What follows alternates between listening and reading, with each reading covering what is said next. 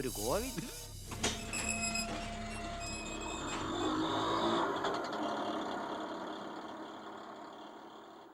നിർത്തിക്കോ മുമ്പിൽ വീടാ, ഇനി പോവില്ല.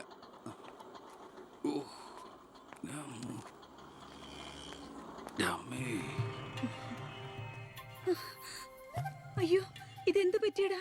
അഴിമതി വീരനും കുടില ബുദ്ധിശാലിയുമായ ഒരു മൂരാച്ചി മന്ത്രിക്കെതിരെ ശബ്ദമുയർത്തിയതിനും അങ്ങേരുടെ കോലം കത്തിച്ചതിനും പോലീസ് തന്ന സമ്മാനാണിത്. ഏത് മന്ത്രി? നമ്മുടെ വിദ്യാഭ്യാസ മന്ത്രി ഇല്ലേ അമ്മ? അത് നിന്റെ അച്ഛനല്ലേ? ഞാനത് നിഷേധിക്കുന്നില്ല. കാശ് കൊടുത്ത് ഇടിപ്പിച്ച പോലെ പോയി. എന്നാ ഐഡിയത്? അയ്യോ ഏട്ടാ, ഇത് എന്ത് പറ്റി? ഒന്നുമില്ല മോളെ, ഒന്നും. അയ്യോ, നന്നായിട്ട് കിട്ടിയ ലക്ഷണം ഉണ്ടല്ലോ. വിഷമിക്കണ്ട. ലാത്തിയുടെ ചൂടറിഞ്ഞ തുണക്കുട്ടന്മാർ രാഷ്ട്രീയത്തിലേറെ ശോഭിക്കും.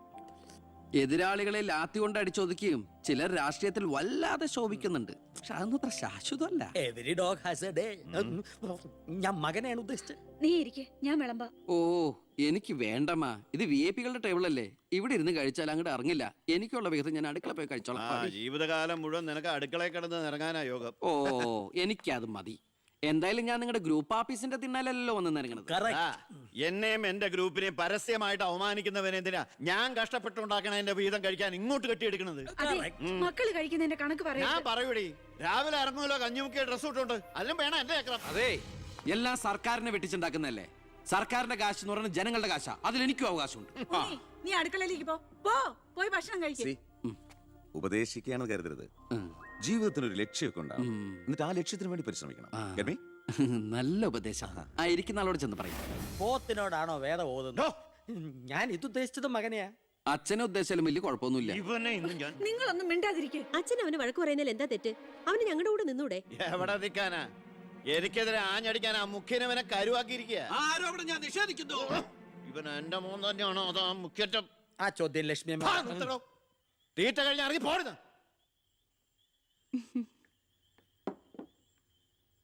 നിനക്ക് അവിടെ പോയിരുന്ന അവരോട് കഴിച്ചാൽ എന്താ? എനിക്ക് അവരോട് ഇരുന്ന് ശരിയാവില്ല ഏട്ടാ. അവരൊക്കെ വലിയ വലിയ കാര്യങ്ങളെ പറയണേ. എനിക്കതൊന്നും മനസ്സിലാവില്ല. എടി, അവരെന്താ പറയണേന്ന് അവർക്ക് എന്നെ മനസ്സിലാവണില്ല. അതാ നിനക്ക് മനസ്സിലാവാത്തത്. അതെന്താ നീ മനസ്സിലാക്കാത്തേ? ചുമ്മാ ഇരിയേട്ടാ. നിന്റെ ഈ വൃത്തിയുടെ സ്വഭാവം കാരണം ഞങ്ങളുടെയൊക്കെ കുട്ടികളെ ഊട്ടി നിർത്തി പഠിപ്പിക്കുന്നത്, നിന്നെ മാതൃകയാക്കി നശിക്കാതിരിക്കാൻ. അതേതായാലും നന്നായി. അവരെന്നെ കണ്ട് പഠിക്കുന്നതിനേക്കാൾ കുഴപ്പാ അവരവരുടെ അച്ഛനെയും അപ്പൂപ്പനെയും കണ്ട് പഠിക്കുന്നത്. ഓ, ഈനാമ്പച്ചിക്ക് മരപ്പെട്ടി കൂട്ട്. ഏയ്, എന്റെ മൂത്തളീനെ മരപ്പെട്ടി വിളിച്ചാണ്ടല്ലോ. ഓ, തുടങ്ങിയ പിന്നെ തമ്മി കണ്ട കീരിയും പാമ്പോ. നിനക്കിത് എന്തിന്റെ കേടാടാ? എപ്പോ നോക്കിയാലും കൂടപ്പറപ്പുകളുമായിട്ട്. അത് പോട്ടെ, അച്ഛനെതിരെ നീ. അമ്മേ, ഞാൻ അച്ഛനെതിരല്ല. അച്ഛന്റെ നയങ്ങളോടാണ് എതിർപ്പ്. അച്ഛന്റെ രാഷ്ട്രീയ നേട്ടങ്ങൾക്ക് വേണ്ടി അച്ഛൻ കാട്ടിക്കൂട്ടുന്ന നെറുകേടുകൾക്കെതിരെ ഞാൻ അറിയാതെ ചോദിച്ചു പോവുകയാണ്. ചോദിച്ചു പോണ്ട, അവിടെ ഇരുന്ന് കഴിക്കേ. പറഞ്ഞ പോലെ കഴിച്ചിട്ട് പോവാം. എടാ, നിന്റെ അച്ഛൻ എത്ര നെറുകേട് കാണിച്ചാലും അങ്ങേര് കഷ്ടപ്പെട്ടുണ്ടാക്കണതല്ലേ നീ ഇപ്പൊ കഴിക്കണത്? അത് മാത്രം പറയരുത് അമ്മേ. അമ്മേ, ഞാൻ കഴിക്കണത് അമ്മയ്ക്കുള്ള കഞ്ഞിയുടെ ഒരു വിഹിതമാണ്. എനിക്കൊരു നല്ല കാലം വരുമ്പോ ഞാൻ ഈ കഞ്ഞി മുഴുവൻ അമ്മയ്ക്ക് ചോറായിട്ട് തിരിച്ചു തരും. അതുവരെ എന്റെ വയറിനൊരു ലോൺ. എനിക്കും എന്റെ ജീവൻ നിലനിർത്തണ്ടേ അമ്മേ?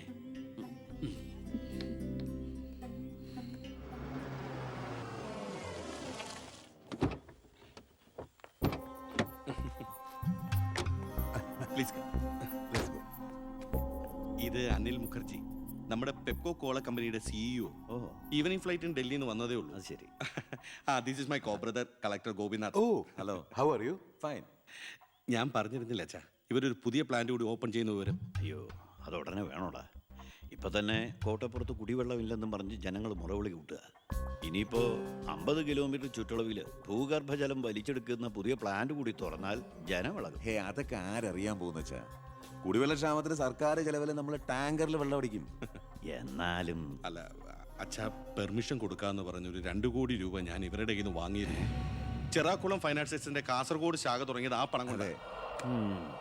അച്ഛന് താല്പര്യമില്ലെങ്കിൽ ഞാൻ ആ പണം പിൻവലിച്ച് തിരിച്ചു കൊടുത്തേക്കാം. അത് വേണ്ട. പിന്നെ ആ വ്യവസായ മന്ത്രി ദിവാകരന് ഒരു തുക കൊടുക്കേണ്ടി വരുമെന്ന് പറഞ്ഞേക്ക്. കൺഫേം. Thank you. എല്ലാം കേട്ടു, ഒന്നും നടക്കില്ല. Good night. അല്ല, അതെ, നാളെ ഒരു വഴിതടൽ സമരമുണ്ട് KK റോഡില്.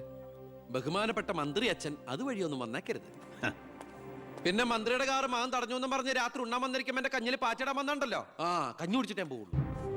കേന്ദ്ര സർക്കാരിനെ എതിർക്കാൻ വേണ്ടി മാത്രം പെട്രോൾ വില വർധനയ്ക്കെതിരെ സമരം ചെയ്യുന്ന മറ്റ് സംഘടനകളും ഒന്ന് ഓർക്കണം. അവരുടെ സർക്കാർ ഭരിച്ചിരുന്നപ്പോഴും ഇവിടെ അടിക്കടി വില വർദ്ധിപ്പിച്ചിട്ടുണ്ടെന്ന് എന്ന് കരുതി കേന്ദ്ര സർക്കാരിനെ ന്യായീകരിക്കുകയല്ല ഞാൻ. നമുക്കെല്ലാവർക്കും അറിയാം, പെട്രോളിന് വില കൂടുമ്പോൾ ഇവിടെ ഉപ്പ് തൊട്ട് കർപ്പൂരം വരെയുള്ള സാധനങ്ങൾക്ക് അമിതമായ വില കൂടുമെന്ന്. ഓട്ടോ ചാർജ് വർധന, ബസ് ചാർജ് വർധന, ഇതൊന്നും ഇവിടുത്തെ സാധാരണ ജനങ്ങൾക്ക് താങ്ങാൻ കഴിയില്ല. എന്നും സാധാരണക്കാർക്ക് വേണ്ടി നിലകൊള്ളുന്നവരാണ് നമ്മൾ. ഭരണകക്ഷിയായാലും നമ്മൾ ഇത് ഇപ്പോഴൊന്നും തീരുന്ന ലക്ഷണമില്ല. ഇപ്പൊ തന്നെ ലേറ്റാ. ഇന്ന് പരീക്ഷാ ദിവസമായിട്ട് ടീച്ചറെ ഒന്ന് പറഞ്ഞു നോക്കിയാലോ? ഞാൻ പറയാം.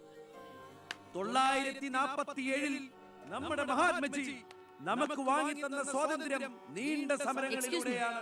നിങ്ങൾ വാഹനങ്ങൾ കടത്തിവിടണം. ഇതൊരു പബ്ലിക് റോഡല്ലേ? ഇതൊരു പബ്ലിക് മാറ്ററാ. പബ്ലിക്കും കൂടി സഹകരിക്കേണ്ട വിഷയം. പബ്ലിക്കിനെ ബുദ്ധിമുട്ടിച്ചിട്ടാവരുത് വഴിയോര പ്രസംഗം. ഇങ്ങനെ നടുറോഡിൽ വെച്ചിട്ടാണോ പബ്ലിക് മീറ്റിംഗ് നടത്തുക? പബ്ലിക്കിന് വേണ്ടിയിട്ടാണ് മാഡം പബ്ലിക്കായ കാര്യങ്ങൾ പബ്ലിക്കായി പറയുന്നത്. ഇത് പബ്ലിക്കിന്റെ മുന്നിൽ വെച്ച് പബ്ലിസിറ്റിക്ക് വേണ്ടി ഉണ്ടാക്കുന്ന പബ്ലിക് ന്യൂസൻസ് ആണെന്ന് പബ്ലിക്കിന് മൊത്തം അറിയാം. ഏതാ ഈ പബ്ലിക്? ചുമ്മാ ഒരു കാര്യമില്ലാതെ ഒരു ഉടക്ക്. ഒരു കാര്യമില്ലാണ്ട് ഉടക്കാൻ പെങ്ങളെന്താ പ്രതിപക്ഷ നേതാവിന്റെ മോളാണോ? എന്താ പെങ്ങളുടെ പ്രശ്നം? നിങ്ങൾക്ക് ഇതുപോലെ ഓഡിറ്റോറിയത്തിൽ വെച്ച് നടത്തിയാൽ എന്താ? എഴുതി വെച്ചിരിക്കണ കണ്ടില്ലേ? വഴിതടയൽ സമരം ഒന്ന്. വഴിതടയൽ സമരം എങ്ങനെ ഓഡിറ്റോറിയത്തിൽ വെച്ച് നടത്തണത്? എന്റെ കുട്ടികൾക്ക് ഇത് പരീക്ഷയാണ്. എന്നിട്ട് കുട്ടികളെ ബസ്സില് ഓ എന്റെ ഈശ്വര, ഒരു വണ്ടി നിറയെ കുട്ടികളോ? അല്ല, അപ്പൊ കുട്ടികളുടെ അച്ഛൻ എന്താ പണി? ഇതൊക്കെ തന്നെയായിരിക്കും. അല്ലാതെന്താ? ചുമ്മാരിടാ. നാം ഒന്ന് നമുക്കൊന്നെന്ന് ഗവൺമെന്റ് പരസ്യം ചെയ്യുന്ന ഈ കേരള സംസ്ഥാനത്ത് ഒരു വണ്ടി നിറയെ കുട്ടികളുമായി വന്നിരിക്കുന്ന ഒരമ്മ നമുക്കിത് വാർത്തയാക്കണം. അതെന്റെ സ്കൂളിലെ കുട്ടികളാ. അയ്യോ, അത് ഞാൻ അറിഞ്ഞില്ലാട്ടാ. കൊച്ചുകുട്ടികളുടെ ഭാവി തകർത്തിട്ടാവരുത് നാട് നന്നാക്കല്. പെങ്ങൾ ഇപ്പൊ പറഞ്ഞത് ന്യായം. ഇന്നത്തെ കുട്ടികളാണ് നാളത്തെ പൗരന്മാർ. അവരാണ് ഇന്ത്യയെ നയിക്കേണ്ടവർ. ആ പൗരന്മാർക്ക് വേണ്ടി ആ വണ്ടി ഒന്നായിട്ട് കടത്തി വിടറാ. പെങ്ങളോട് പൊക്കോളൂ. അപ്പോൾ ഞാൻ പറഞ്ഞു നിർത്തിയ ഇതുപോലുള്ള സമരങ്ങൾക്ക് ജനപിന്തുണയുണ്ടാവണം. ഒറ്റക്കെട്ടായിട്ട് നിന്ന് പോരാടണം. പ്രിയപ്പെട്ട നാട്ടുകാരെ, ഞാൻ പറയുകയാണ്, ഞാൻ ചോദിച്ചു പോവുകയാണ്. പ്രിയപ്പെട്ട നാട്ടുകാരെ, ഞാൻ പറയുകയാണ്, ശ്രീമതി ഇന്ദിരാഗാന്ധി ഇവിടത്തെ പ്രധാനമന്ത്രിയായിരുന്നപ്പോൾ ഇവിടെ എന്തിന്റെ കുറവുണ്ടായിരുന്നു? ഞാൻ ചോദിക്കുകയാണ്. എന്താടി? അയ്യോ, ഇത് പിടിച്ച്. അതെ, നിങ്ങളെല്ലാരും ഇവിടെ ഇരി, ഞാനിപ്പോ വരാം. പിന്നെ കയറിക്കോ.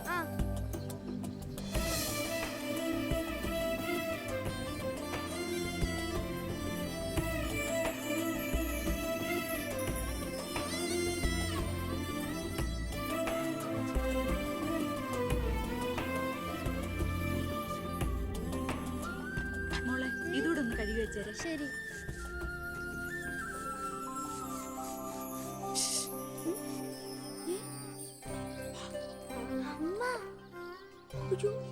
ഇനി മോള് പോയി പഠിച്ചോളൂ, അമ്മ കഴിക്കോളാം. ശരി. എന്താ? ഇതേ ആരും കാണാതെ വേണം വായിക്കാൻ. ആളാകെ 1.5 ചാണയുള്ളൂ. ഇപ്പോഴേ വളഞ്ഞ കാന്താരിയ. അതുകൊണ്ടല്ലേ അവൻ കൊടുത്ത കത്ത് മേടിച്ച്. ദേവകമേ, കുട്ടികളായതുകൊണ്ട് ഞാൻ ക്ഷമിച്ചു. ഇനി വളരുമ്പോഴും അവർ ബന്ധം തുറന്നാ കുഴപ്പാ. നമ്മളായിട്ട് അതിന് സാഹചര്യം ഉണ്ടാക്കണ്ട. അതുകൊണ്ട് ദേവകമ്മ കൊടുത്ത് പൊക്കോളൂ. ലക്ഷ്മി ഒന്നും പറയണ്ട.